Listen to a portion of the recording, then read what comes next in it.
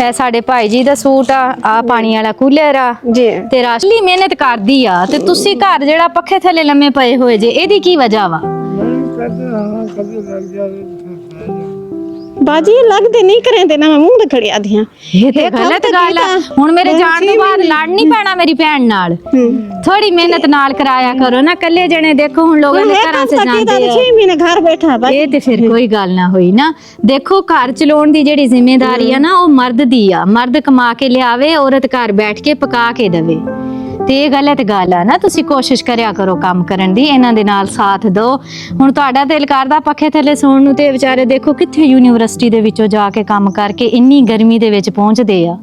ਤੇ ਮਾੜੀ ਗੱਲ ਆ ਨਾ। ਕੀ ਖਿਆਲ ਹੈ, ਕਰਿਆ ਕਰੋਗੇ ਕੰਮ? ਕਰੇ ਸੁਣੀ ਕਰਨਾ ਵਾ। ਹਾਂਜੀ माशाल्लाह हिम्मत वाले बंदे जे हिम्मत ना काम करा करो। हाँ जी ऐसे करेंगे। और नहीं तो तुसी शाम ਨੂੰ ਚਲੋ ਕਿਲੋ ਆਟਾ ਲੈ ਆਓਗੇ, ਕੋਈ ਸਬਜ਼ੀ ਲੈ ਆਓਗੇ, ਕੁਛ ਇਹ ਕਰਨਗੇ, ਕੁਛ ਤੁਸੀਂ ਕਰੋਗੇ। ਰਲ ਮਿਲ ਕੇ ਘਰ ਚੱਲਦਾ ਨਾ। ਕੱਲੀ ਔਰਤ ਦੇ ਸਿਰ ਦੇ ਉੱਤੇ ਤਾਂ ਨਹੀਂ ਨਾ ਗੁਜ਼ਾਰਾ ਹੁੰਦਾ।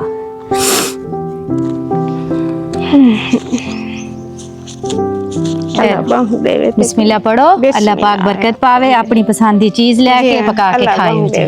हाँ जी अपना ख्याल रखियो जी। मैं इंशाल्लाह पूरी कोशिश करूंगी। ये साडी गरीब भैन आ, इन्हां नु साल दे जेड़ा ना ਅਸੀਂ 10 मन दाने लेके दे जाइए ताकि इन्हां नु किलो आटा ना लेना पवे। ठीक है?